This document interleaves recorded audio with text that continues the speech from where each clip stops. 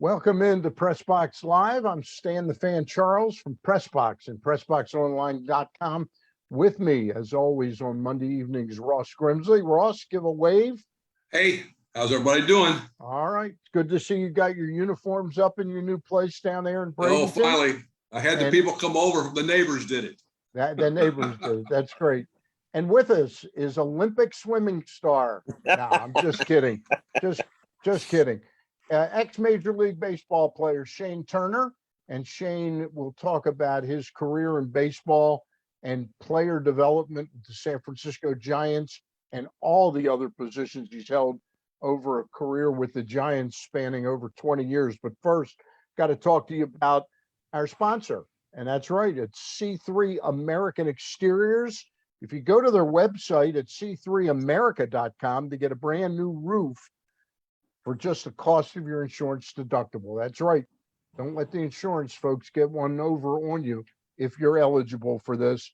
But as I say every Monday and Wednesday nights when we do this Zoom, if you own a home, you won't have anything more expensive than fixing or replacing your roof. And if that's the case, you got to know the people you're dealing with, got to like the people you're dealing with, you got to be able to trust the people you're dealing with. Those are three boxes I can always check off when I'm talking about C3 American Exteriors, and I endorse them wholeheartedly. Joining us right now is Ross Grimsley and his old traveling companion. I have a feeling these two have had a drink or two together over the years. Shane Turner. Shane, thank you for spending some time with us. Hey, my pleasure. Anytime I can tell some Ross Grimsley stories and to the public that haven't been published yet, I'm more than willing to do so. Have you found anyone, Shane, that seriously does not like Ross Grimsley?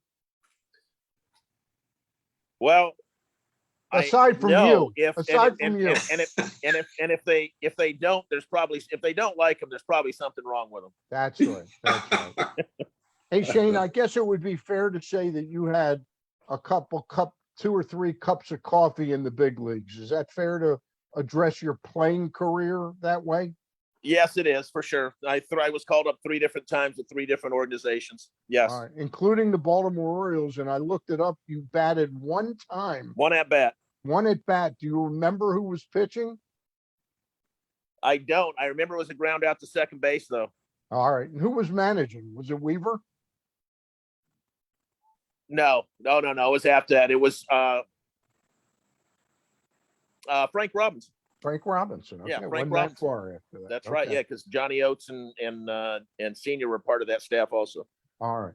So do you think your career in baseball, not as a player, but as what evolved into your career, is it that old adage, those that can play, those that can't teach? Is it fair to say that you were a much better teacher than player? Well, I don't like the way it sounds, but it's probably the truth.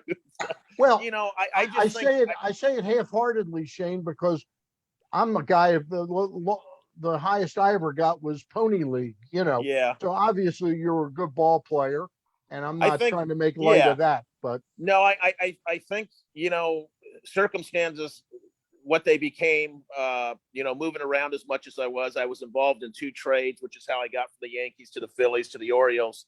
You learn a lot about yourself, but you learn a lot from a lot of different people because you get the opportunity to meet so many different people. And, not just the superstars like Cal, but just through the minor leagues, the coaching staff that you meet, the player development, the front office people that you meet. You learn a lot more about this game. You kind of come into the game a little wide-eyed thinking that it's going to be like college and high school and, everybody's going to be hand in hand, and you don't really understand the business side of it. And I think you start to learn that part of it, which actually helps you to then start to enjoy the game the way you used to once again, instead of being in the dark about what's really going on. And before I turn you over to Ross, is it fair to say that by playing in so many different organizations, not only your eyes not as wide open and, like a kid, you start to to be able to cull out of it what's BS and what really is the right way to do things. Yeah, I think, like I said, you get the opportunity to meet so many different people. You sit down and you talk to different coaches and different players, and you take it all in, and then you kind of learn what applies to you and what's real. And I've said this on the player development side of this after I got done playing.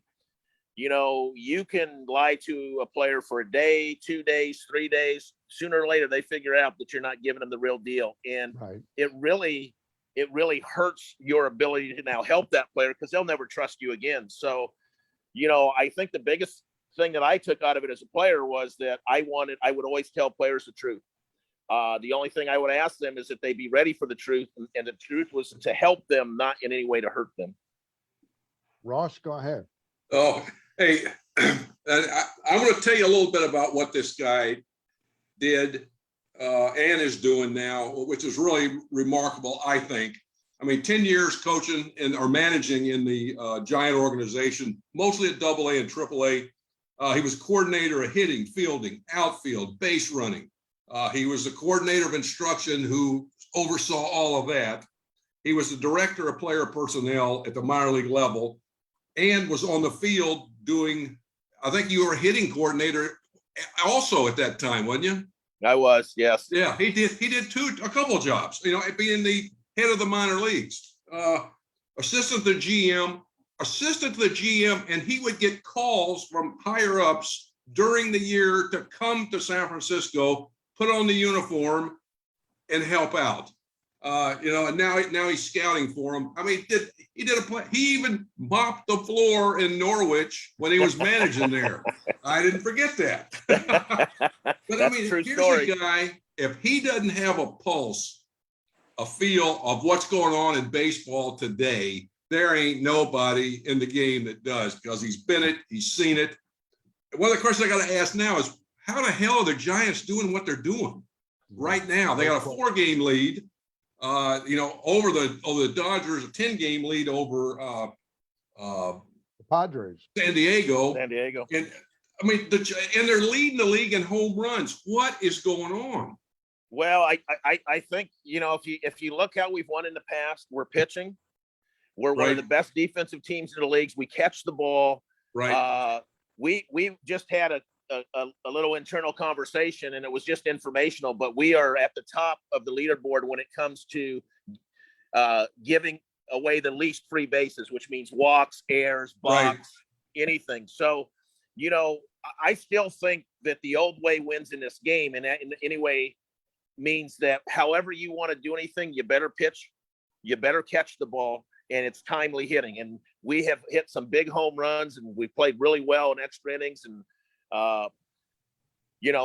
we've never been out of a game because we pitch so well and because we catch the ball. If we give up a 3-run inning, it's a 3-run inning that's been earned. It's not because we walked 2 guys and booted a double play ball. So that's the way we have always won in this organization. The team's been kind of built around that same way. Tell us about, you got 2 ex-Orioles. You got Gosman and you got Mike Yastrzemski. Now, Yastrzemski, I think he's got 18, 19 home runs now. Gosman is 11-5, got a 225 earned run average or something like that. He's doing. What's the story with these guys? What's going on? Well, I think you got to give, first of all, our front office a lot of credit for identifying guys that they felt had more in them. Maybe we're a little bit of late bloomers. We felt like we had the people in place, maybe to teach them the 1 or 2 things that they needed to get them over the hump. I mean, Yastrzemski is a great example. I never saw a report or heard anything negative about the way he played the game, the way he worked at the game, that he had good instincts running the bases and playing defense. The big knock was he was a tweener, meaning he didn't run fast enough to play center field every day, and he didn't have enough power to be in the corners every day. Well, he came to us and made a couple adjustments in his swing, and the power developed. And the rest of it is, he is everything they said. He comes from a baseball family. He knows how to play the game. He has a lot of respect for the game, and he prepares himself. I think with Gosman, he made a comment earlier in the year, basically that they let me be me. meaning as he went further that they didn't try to make me a high four seam curveball guy like, a lot of guys have been made into. They basically said, be you, do what you do, work down, use your split, and just be who you are, be the best version of you. And obviously it's worked out. I mean, Right. He's been one of the best pitchers in the National League probably for almost 2 years now. So, yeah. They did a great job identifying those guys. And then like with Yastrzemski, and I think like anything, you have to work. You have to work with what you're given. And we didn't try to make these players fit into a mold. We let them be who they were and work off of their strengths. And we've had good results with that. So, I mean, I think that's the biggest thing that's happened. Yeah. Stan, go ahead. It's interesting when I started to research the Giants. It's funny when you get my age, I'm 69 years old, Shane, and I go, well, of course, Barry Bonds was on the championship teams. And then I started piecing together the years, and all of a sudden it hit me that Bonds didn't play any part at all in your 3 World Series victories in the 2010 to 14. That's pretty staggering to me. You've been in that organization a long time. Was Bonds, I mean, I know what kind of player he was, and I know what the reputation of him is off the field and all that, but was he an important part of that organization long term? Oh, absolutely. I mean, and when you think about when he came over from the Padres, it really turned the fortunes of the organization around. I mean, not only pretty much being a homegrown kid, meaning that he grew up in the Bay Area. Obviously, his father had played for the Giants. Willie Mays was his godfather. But, he came in and at a time gave the organization some legitimacy. I mean, to being a contender again on a yearly basis. And, I mean, reputations are what reputations are. They're not always based on fact. Yep. And, a lot of people like people for reasons and a lot of people don't like people for reasons. But I can tell you this about Barry. I had a lot of great conversations with him. And usually it was one-on-one when nobody else is around. He did not like crowds. No. He did not like to be, bothered when he was preparing. And that's the biggest thing you had to learn to get along with Barry.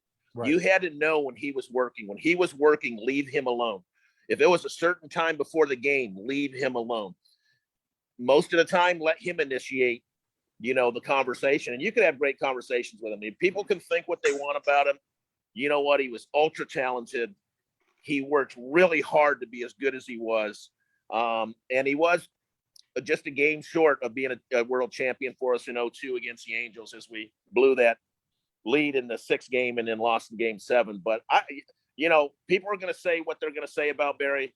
I will tell you that he's as talented, if not more talented than any hitter I've ever been around in my life. I would throw Edgar Martinez in there with him, but he actually turned this organization around at a point when maybe we weren't heading in the right direction. Yeah, that's why I had a feeling you'd say that because, I've been watching baseball since a kid. I went to Ted Williams baseball camp in 1967, and I always said that Ted was by far the greatest hitter that I had ever seen.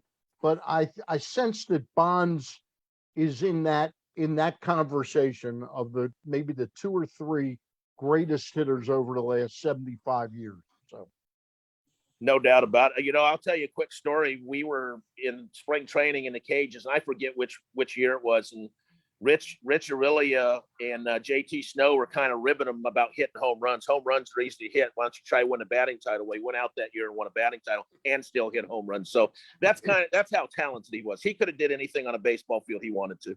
Now, we know he deserves to be in the Hall of Fame, in my opinion, whether he did whether he did the steroids or not, right, because he was on his way to the Hall of Fame. But there's a player that you had for a long time that I think gets really lost in the shuffle, and that's Jeff Kent. I wonder what you think of Kent, and do you think his body of work should be getting more serious attention by the Hall voter?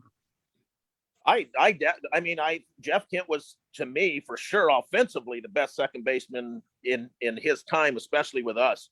Yeah. And what's funny, and I mean, you'll hear a lot of stories about Kent and Barry playing together. They were personality polar opposites, but they fed off each other when it came to competing. You know, people will say they weren't the best of friends. I go, but they respected each other as baseball players, and they had the same goal, which was to win.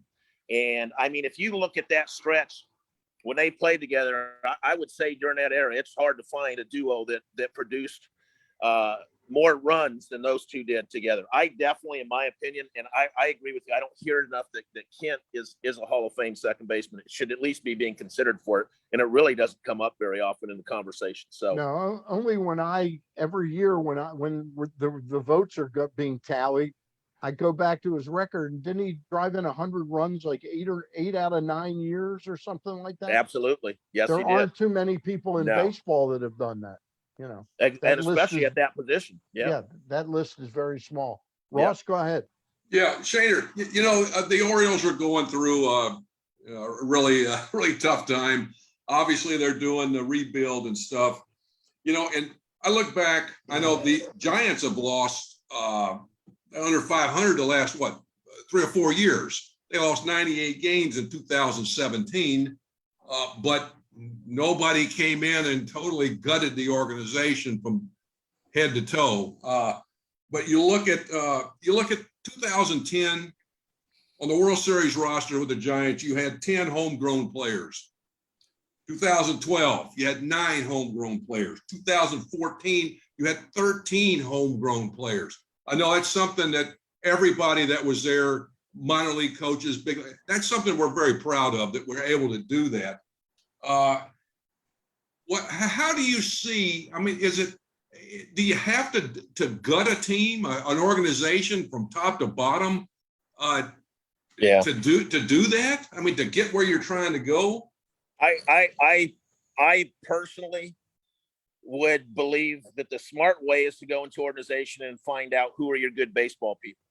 Every organization has them, no matter where you are at that point in time, you know. And I think that our people, Farhan, really came in and he gave everybody an opportunity to prove what their worth was and what they had to offer the organization, even if that was transitioning to, you know, doing something different. And I really think that they spent as much time on the staff that was here as they did on the players and trying to figure out how we were going to turn this around.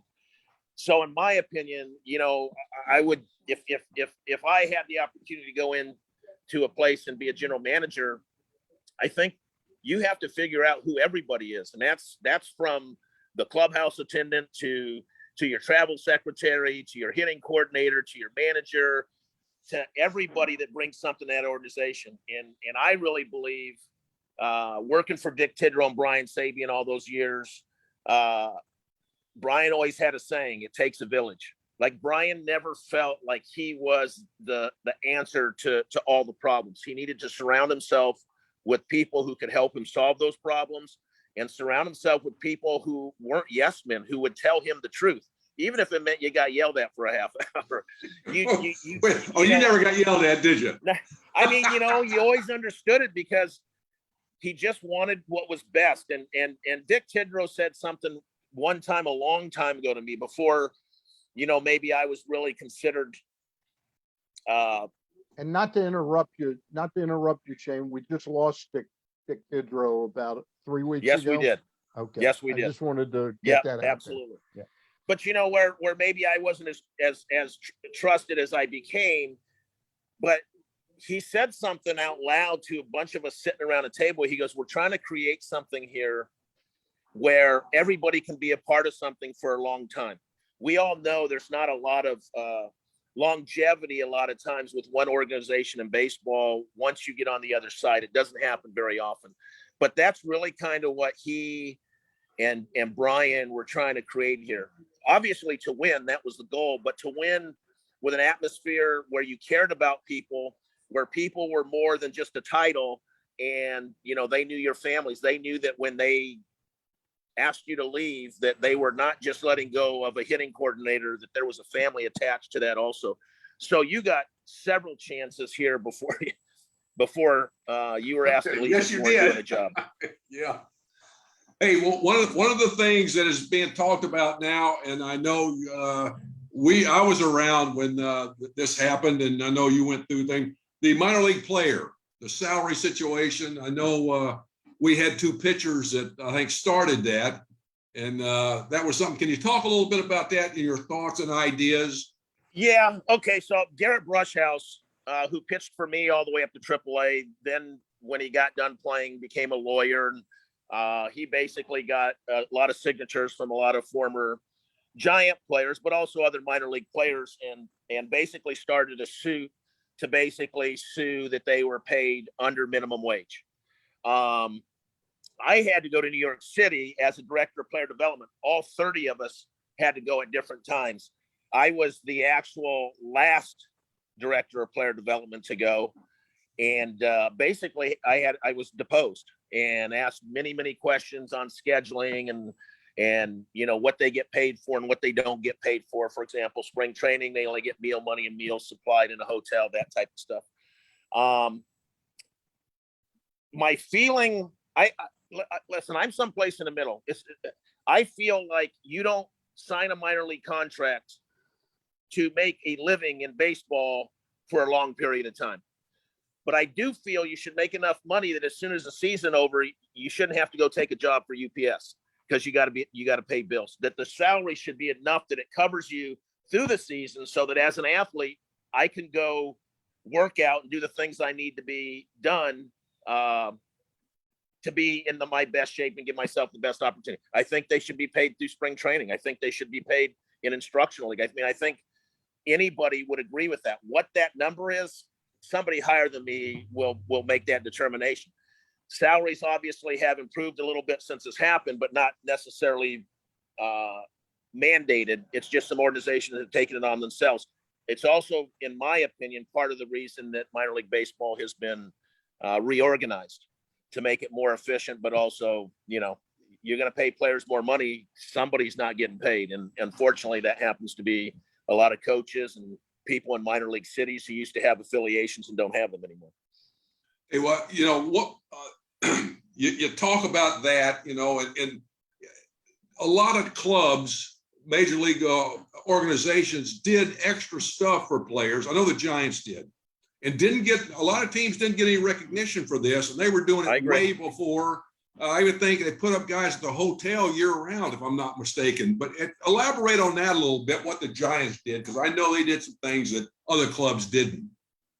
Well, I can, and without mentioning names, like when I first got into player development and, I would ask about something and they would say, that's the way it's always been. I was like, well, that doesn't make it right. I mean, you invest money in these kids. So like, obviously, as I moved up the ranks and I became coordinator of instruction, I got to be a lot more part of budgeting money for players and that type of stuff. So, I mean, we hired chefs and we started cooking for our meals. We got rid of clubhouse dues at home for our players. We couldn't do it on the road because we're not in control of that.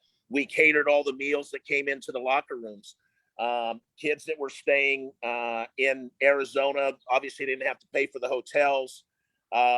We increased meal money before other teams were doing it. We tried to lessen the burden on the players so that they could concentrate more on baseball itself. We were in situations where we were going to release players and we didn't release them because they needed the insurance because, their wife needed a hip surgery, and Dick Tidrow said, well, I'm not releasing him. We'll keep him active. And he pitched for us. We always, in my opinion, we have always went the extra mile for our players. But we never publicized it. We weren't doing it to get a pat on the back. We were doing it because we felt, this is the way I felt. Okay. And obviously I worked for Dick and Brian and they felt the same way. I felt, number one, when we drafted you, that you became a part of a larger extended family, that it was our job to take care of you and make this the best experience of your life, whether you went on to play 10 years in the big leagues or you played 10 days in A-ball, that it was our responsibility. And that, at the end of the day, I mean, I got to know a lot of these kids' parents, and I didn't want to be the guy they looked at and go, well, how come my kid can't eat? I mean, so we have always cared for our kids in our organization. I've had kids call me in the off season. I found places for them to hit. I have helped kids find off-season jobs in areas where I knew people. I mean, I just felt the responsibility. I knew how hard it was coming up through the minor leagues, and needing support, and if organizations maybe could have helped out here a little bit more, maybe your career turns out different. Maybe it doesn't. Maybe it has nothing to do with it. But I do know this. I know at the end of the day that when I was a deck director of player development, I could pick up a phone in Okmulgee, Oklahoma, and say, hey, I got a kid there. Can you throw batting practice to him? And they would go, yes, Shane, I'll do that for you, because of the way we treated them when they were a Giant. I wanted to jump in and ask you a question about your current manager, Gabe Kapler. Gabe worked with Farhan Zaidi when they were both with the Dodgers. Then Matt Klentak and Andy McPhail find him and bring him into Philadelphia for a couple of years. Of course, Philadelphia, not an easy town. It's not a laid back place. Didn't have great success there. Wasn't a colossal failure by any means. He gets let go. The Giants bring him in, and he replaces Bruce Bochy, a legend, a legendary manager. How important was it that Farhan and Gabe had the previous relationship? Because Andy and Matt knew how good he was, but they didn't have, when times get tough in the foxhole, they didn't have the relationship. I think, like anything, any business endeavor, it's huge to have somebody that has your back, somebody that knows believes in you, and that no matter which direction something goes, that you guys you're gonna communicate, and you're gonna work together, and you're gonna make the situation better. I had a little bit of a history with Gabe because I coached him in the Hawaiian Winter League many years ago in '97. Okay, I did not know that. Okay. And I actually was reached out to and was asked about Gabe because I covered the Phillies for one of my teams, and I saw, I used to tape press conferences. I mean, for me, doing the job, you want to know everything you can about a person, and when things aren't going your way and people are firing questions at you, how do you react to it? And you actually taped his press conferences? 100%. That's great. 100%. That's great stuff. Yeah. And so I felt like, I told him, listen, I had Gabe as a player. He was the hardest worker, the most committed guy on that team in the Hawaiian Winter League. You're in a Winter League. Players want to enjoy Hawaii. Gabe was 100% baseball. All he did was come to the park to work out, go home. He ate properly. He got his sleep. He worked out. So I had no doubts about his work ethic and his commitment. And then the only thing that I said with his experience in Philly, I thought, number one, I didn't think the personality, the city, and his personality matched. He's a very upbeat, positive person. I married a Philly fan, and she's got 6 brothers and sisters who are Philly fans. So I think I know the Philly fan pretty well. She's as negative as can be, right? So I didn't think it was a great fit. I also didn't feel like maybe that they put the right people around him. I think any good manager needs a good support staff, people that he can lean on and trust. And I think that's what Farhan did in San Francisco. He brought in somebody he trusted. Then they put a staff together, not picked separately, not half by the manager and half by the GM. I think that they were all in agreement with who they brought in. Whether anybody agrees with every hire they hired, it's worked. There's a cohesiveness to what they do. There's a great communication. And that's one of the things to me. I thought even in Philly, the players did not dislike Gabe in Philly. They actually liked him a lot. Yeah. And I think they liked him because he's a pretty open, honest person, and he communicates very well. And I think that's what has happened with us. But he has the entire coaching staff got his back, and Farhan and everybody in the front office and all of us are all trying to do whatever we can, to give him every advantage going into each ball game. I wanted to tell you an anecdotal story that I think leads to the same place you got with Gabe. It involves Dan Duquette, Buck Showalter, and former pitching coach Rick Peterson. I got pretty friendly with Peterson, and this is after he was let go by the Orioles. And he said, Dan hired me to be sort of the organizational pitching coach. And I had the baseball manager. And when I talked, he looked at me like I had 4 heads. That does not paint a picture that would describe how you would hope to get optimum development out of Kevin Gaussman or Dylan Bundy when Right. you got mixed messages going around. Could you talk a little bit about it? Because it sounds the same thing like what you were talking about, picking a staff together that are going to be important. So all the oars are in the right direction. I think traditionally, when you go back in history, especially recent history, like coaching staffs, it's almost like they say, okay, you get 4 guys and I get 4 guys. And I think the first problem that creates is the 4 people or 5 people the GM hires, they think they answer to him, which we all ultimately do. So they may go around the manager some, and where the guys that were hired by the coach go straight to the manager. And I just think that it really, I'm not saying that the people hired by the GM are doing anything wrong. I think they're doing what they're trying to do to survive, and keep a job. And I think, and again, I can only use my own experience working with Dick and Brian. And as we had always tried to put a staff together, our intent when we hired somebody for whatever position it was that they were going to be here for decades. We never hired somebody to be a 1-year fix or a 2-year fix. And we communicated with those people about what the expectation was, what your job title was. In the middle of the season, I would fly into places and I would tell them what we were disappointed in, what they did well, what they needed to improve in, and what they needed to keep doing. So, I mean, baseball is a long season from spring training. If you get to the World Series into November, I mean, and if you don't have a staff that respect each other and that can work to each other and that can communicate with each other, and sometimes that communication isn't something you want to hear, but it's the truth. And because you get the truth, you know how to make the adjustment to get your team or to do your job the way it needs to be done. And, when you're asking a manager that you're going to be responsible for the win-loss record, and that you're not a part of the process of hiring every single person that puts a uniform on that comes into that locker room, I think it makes your job 10 times tougher. Well said. Ross? Yeah. And that opens up another thing, Shane. And I don't know about Shane, you good for 10, 12, 14 minutes more? You sure? Okay. Yeah, I'm fine. Yeah.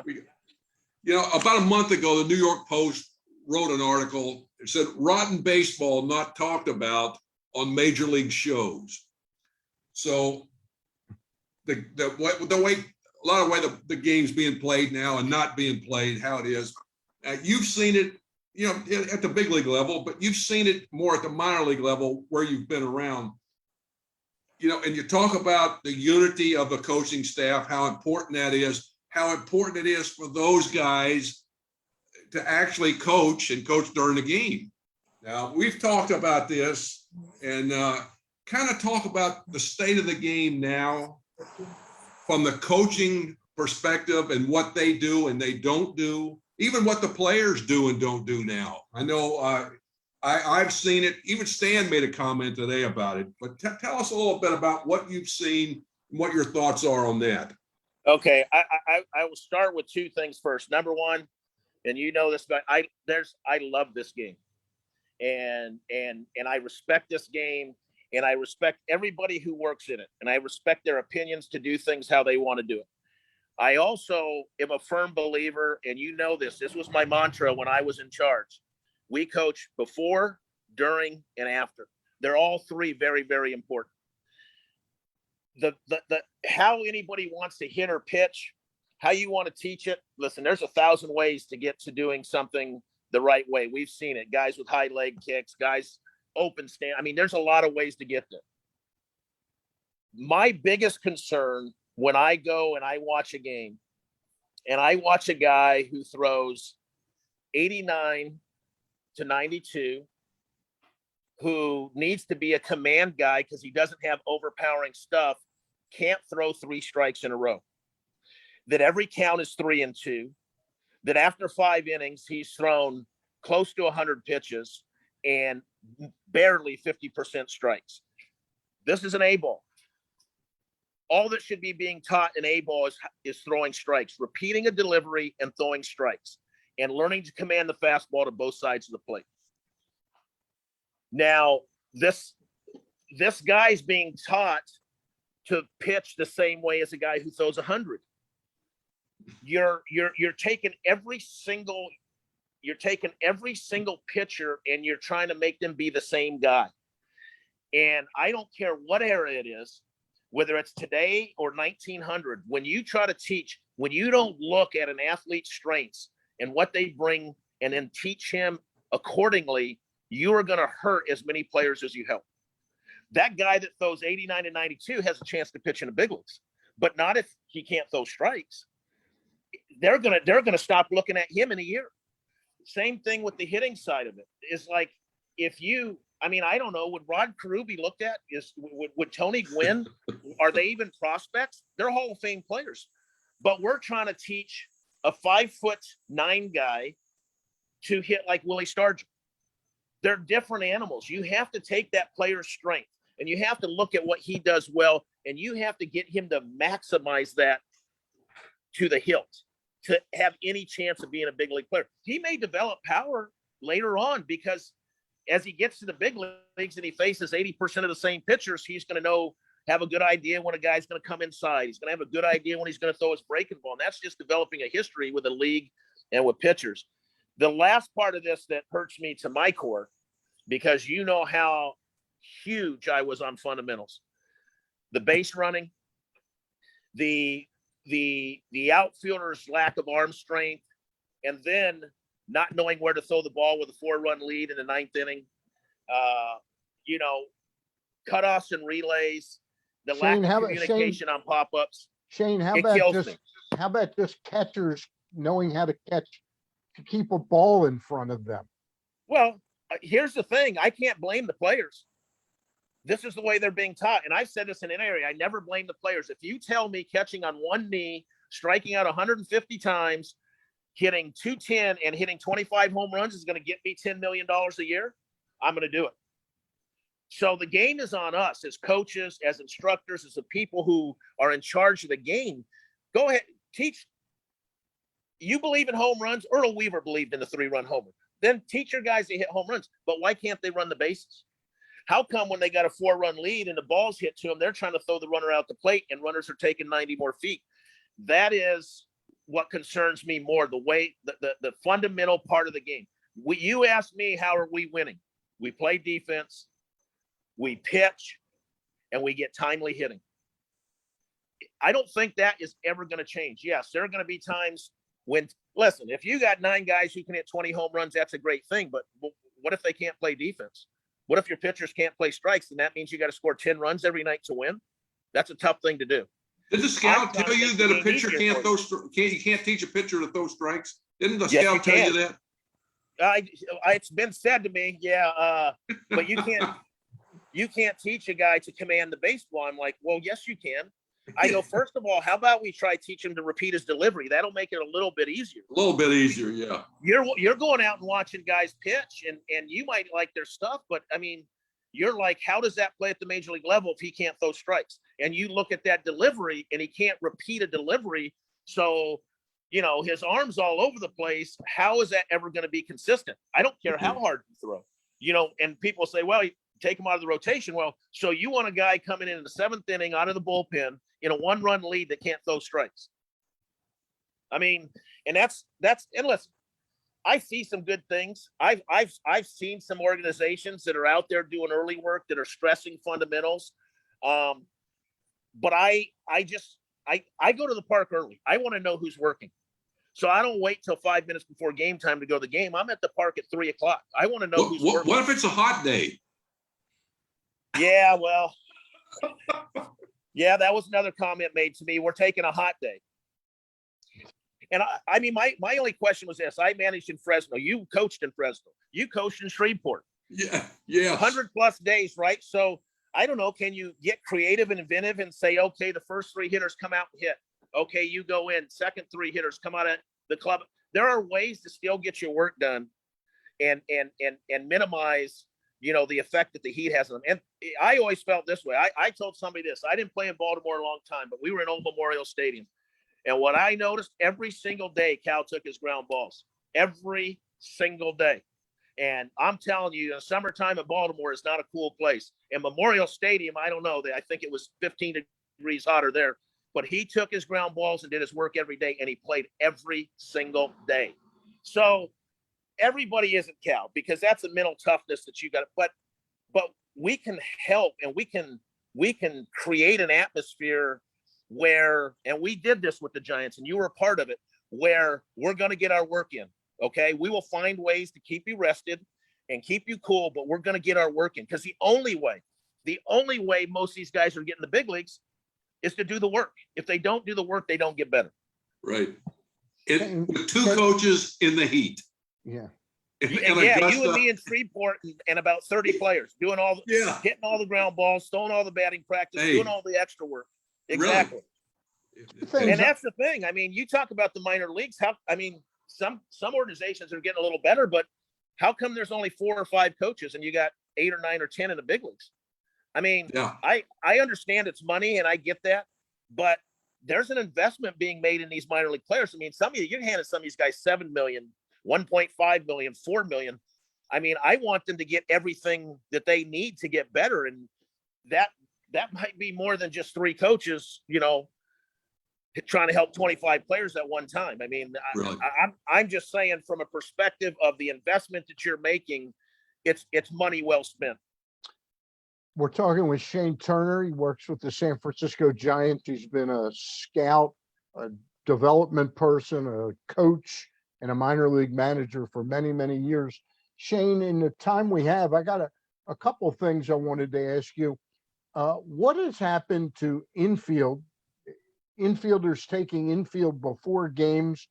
And I never see runners running across the outfield the way I did 10, 12 years ago. Great question. And this is the way I always felt about infield, like, especially for my catchers and my outfielders. Your outfielders don't ever get a chance to practice throwing the bases if they don't take infield. And if you're not going to take infield, then you need to make a separate time and say, hey, and we would do that on occasion. And your catchers too. I was like, you need to take those throws between innings and take them like a real throw down to second base, because you're going to get a rabbit on first base. Of course, maybe not stolen base isn't as valued as much as it used to be, but you're not going to have practiced that throw. And that's, to me, where infield came in. Now, I will say this, I'm starting to see some organizations in the minor leagues, especially at the lower levels, starting to take infield a little bit more. Okay. But like I said, if you're not going to take infield, you got to get those outfielders out there in their position, and you got to let them make some throws, because, it might be easy enough to reach back and get arm strength, but the accuracy is a whole nother thing if you're not practicing it, and the same thing with catchers. I don't know where it went. How about playing pepper? I know people look at that as an archaic thing, but when you talk about developing some eye-hand coordination, some barrel manipulation, because I got to hit it to that guy to the left, I got to hit it that guy to the right, and you learning what you have to do to the barrel to hit the ball to different parts of the field. It seems like it's an archaic thing, but there's actually was a purpose for it, and I think, when we're in an era where guys are swinging and missing so much, that there's got to be a little more premium. Okay, we want to hit for power, but sometimes a single wins a game, and they're playing a shift. Can I teach my guy how to slap a ball the other way? And I think that's where stuff like pepper, or we used to take a pitching machine and we used to shorten it. We would put it on as hard as we can, and we would do situational hitting off that. Okay, hit and run, move a runner, score a runner from third, those types of things to develop, not just you as a hitter, but you as a whole baseball player. And I think that's what we got to get back to. Listen, I see some great athletes every day. There's no reason their guys can't be whole baseball players. Pitchers being able to field their position and pick, and having good pickoff moves and handling the bat better than we see now in the National League. Position players being able to run the bases and make good decisions, and understanding how the scoreboard and the score affect the outcome of the game. We're taking too much of the thinking away from the players and doing it all for them, and they're losing their instincts.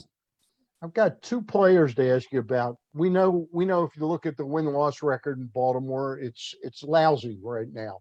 But there's two fascinating stories, and you sound like the type of guy that I'm going to mention the two players, and you're going to have something to say about them. One of them is Cedric Mullins, who went from being a punch and Judy switch hitter who couldn't hit it worth a damn right-handed. Last year hit 3 home runs, must have bunted for 15 base hits, got his average to 271 this year, and he knocked in 12 whole runs last year. This year, he says, hey, I'm giving up the switch hitting. I'm going to go to left-handed hitting only. He's hit over 20 home runs. He's got 40 RBIs. He scored just about 70 on a team that doesn't score many runs.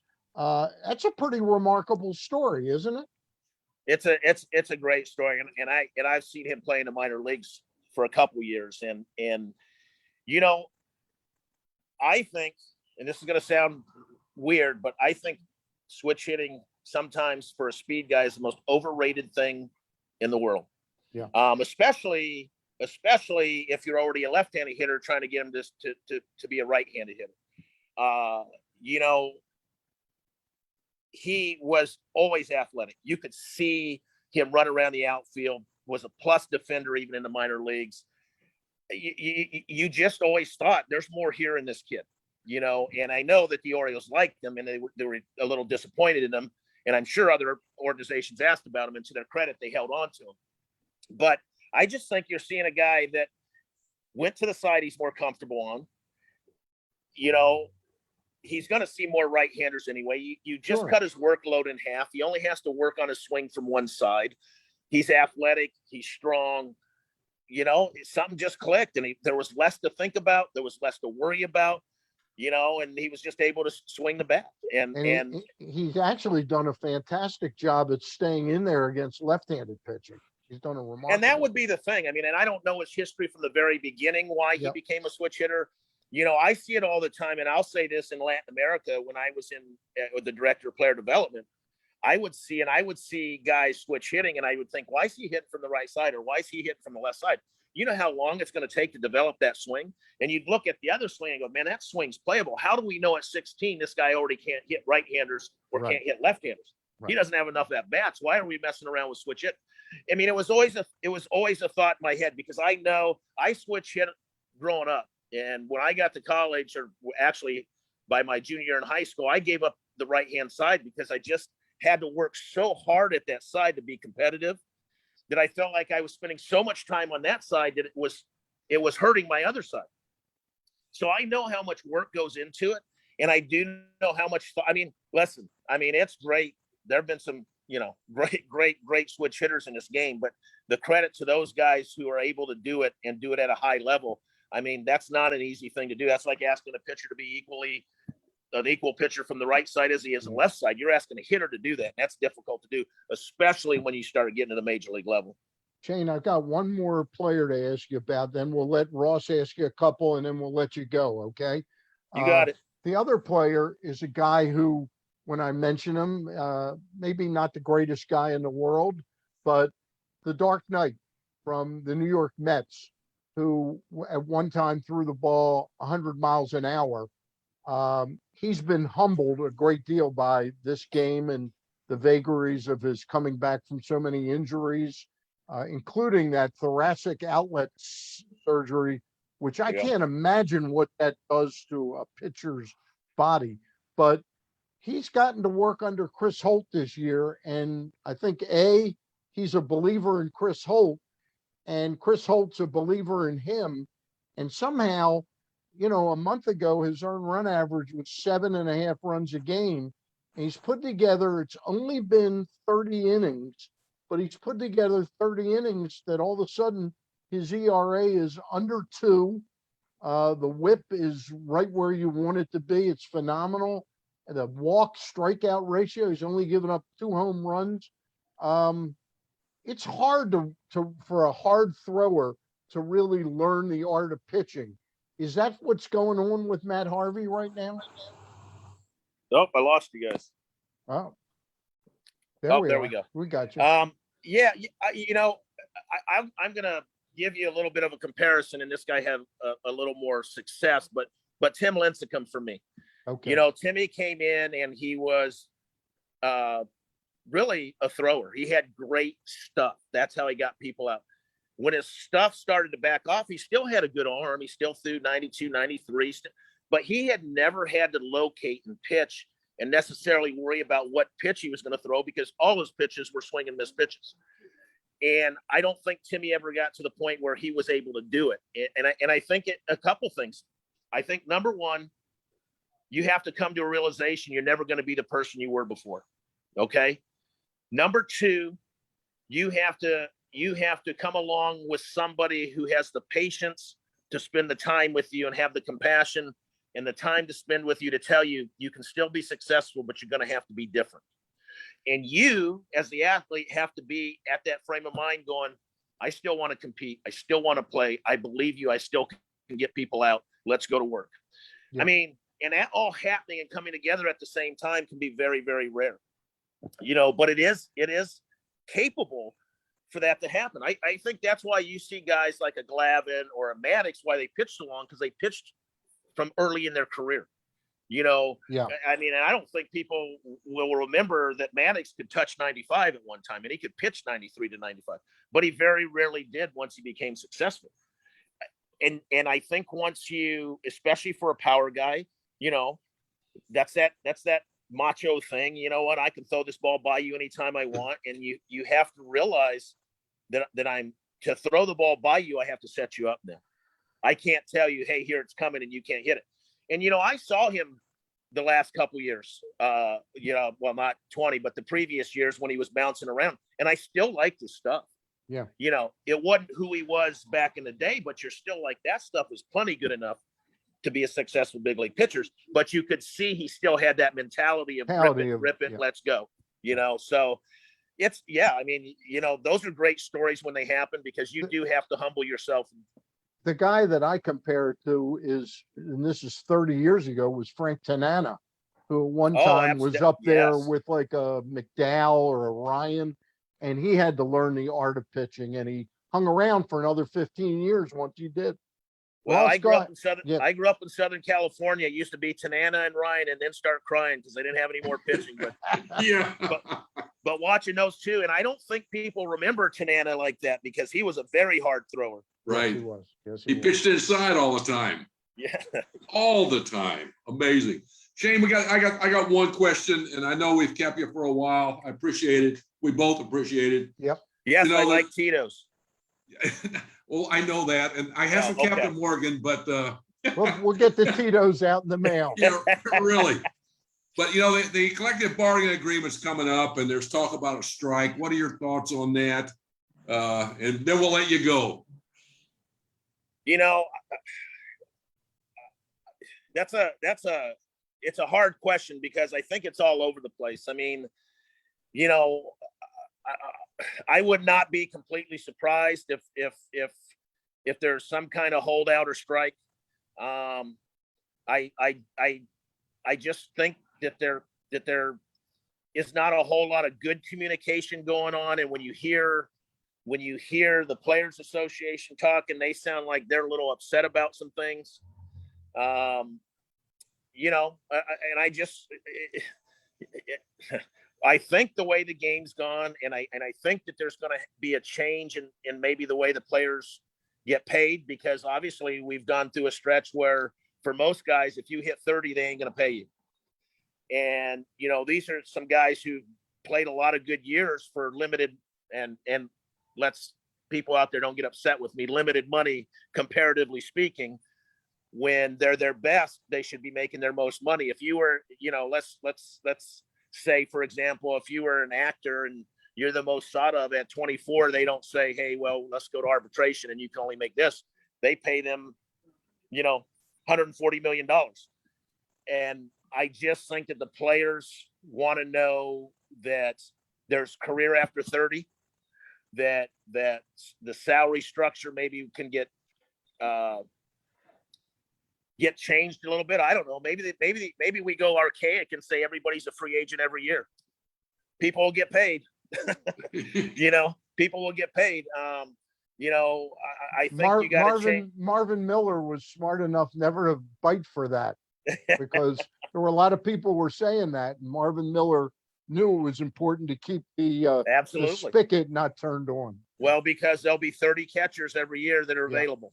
Yeah. You know, there'll be 150 starting pitchers. So, you know, you always hope. Again, like I said, I love this game, and I'm as much a fan of this game as I am working in the game. And, you know, obviously the game is at a point where it is lucrative for everybody, and you would hope that everybody can sit down with calm heads, put personal feelings aside, and do what's right for the game of baseball. Which, when I say the game of baseball, I obviously mean the players, the infrastructure, I mean the fans, I mean everybody. Because, you know, at the end of the day, if there's a work stoppage, it really doesn't help anybody in the short term for sure. But I'm not even sure in the long term, because you hurt the fans, the people who are allowing these salaries to be paid and supporting these athletes. I mean, just talk to any athlete after what they went through last year with no fans. There is such a larger appreciation for the fan bases of their cities that I don't think they want to be put in that position of being a bad guy and taking it away from them again. So, like I said, hopefully calmer heads can come to an agreement and do what's best for everybody, and nobody trying to win the collective bargaining agreement, but come to a solution that works for everybody.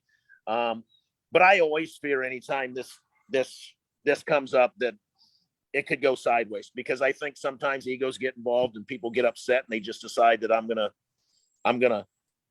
dig in right here just because I can. And I hope that doesn't happen.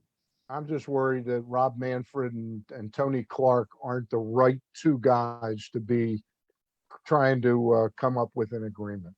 Anyway. That's why I'm hoping a lot of other people are in that room. You know, I mean, obviously they're both intelligent individuals. Sure. So, you know, anytime I think, and I think this even goes with a contract negotiation between an organization and a player, that the more you can put an ego to the side, the better and quicker you can come to a solution. If this becomes about egos, it could get ugly. All right. Shane Turner, Ross Grimsley's told me about you for a couple of years now. So we got to get my man Shane Turner. He still wanted you to come on. He still wanted you to come on. Shane Turner, not a long time major league player, but has been with one of the best organizations in all of baseball over the last quarter century, the San Francisco Giants. And he's been in every position possible. We thank you very much for stopping by with us. And maybe we'll get you on during the off season. Hey, anytime. It was a pleasure, guys. I always love talking baseball. All right. Yo, Beth, hey. And you can hang up, Shane, but I gotta remind people about who brought us here today. That is Press Box Live every Monday and Wednesday evening is brought to you by C3 American Exteriors. Go to their website at c3america.com to get a brand new roof for just the cost of your insurance deductible. And Ross, I appreciate your hanging on, because we want to plug who's going to be on with us. Absolutely. But I want to talk about, again, if you own a home, nothing more expensive is going to come your way than when it's time to fix or replace your roof. You got to know the people, you got to trust the people, and you got to like the people. And those three boxes are always checked off when I'm talking about C3 American Exteriors. Trust me, they will do you right, and they'll stand by their work. Very important. And now working for them is our good friend Jeremy Kahn. Yeah. Works for them. Yeah. Ross, you've been able to use, first of all, Shane Turner was every bit as good at, boy, if I were a general manager, that's a guy I would want managing my baseball team. Stan, that's something that has puzzled a lot of people for years. I mean, Shane has got the experience, the knowledge, the temperament, you name it, he's got it, and he's been in the trenches, and the people that were his higher ups used him. Yeah. And, you know, and just over and over. I mean, he's done a lot of different, he wore a lot of different hats with the Giants, and really respected with the people that know him. And, you know, he would be an outstanding, he'd be a great general manager. He'd be a great general manager. Because he understands, he'd be a great manager. And I it's really think amazing he'd be a great manager. that he hasn't gotten more interest, but you know what? He likes the game. He loves the game, and just like all of us, I mean, the game has given us so much, you know, a lot, and we just love the game. And you know, you just hate to see some of the things that go on, you know, that's going on now. But you know, hopefully it'll change. But All right. yeah, But I started to say you used your Rolodex to get us a great guest tonight, oh, but we're beside ourselves with our guest next Monday night right. at 6 o'clock at our regular time, 6 o'clock start time. Tell the folks who you've lined up. Well, you know, about probably a month ago, I was on. They were celebrating my 50th year in my first game in the major leagues, and I said I would do it. And these two gentlemen called me, and they said we have a guy that's sitting behind home plate that was there that day, and his name's Johnny. I said, oh, great. Well, come to find out, long story, it was Johnny Bench. So I mean, we were talking. I hadn't talked to Johnny Bench in 10 years, but that's our guest next week. We set it up, and he said he would do it. I asked him on that show if he would be on ours. Yep. And hey, he said he'd do it, so we're good to go. Hopefully, that'll be really a fun show. Really excited to have Johnny Bench. We've talked to a couple Hall of Famers on the show. Mr. Palmer's done the show, but to get somebody of the character Really, and what he means, and I got to tell you, that Blue Emu commercial that's on all the time now. Have you seen it? He owes me a case of Blue Emu. I talked to him about that. His performance, he deserves best character actor in a commercial. Anyway, yeah, he's outstanding. You know, is he in Cincinnati what Brooks is in Baltimore? Well, just about everywhere. You know, Yeah. Brooksy's Brooksy. Everybody knows Brooksy. Bench is, you know, he's.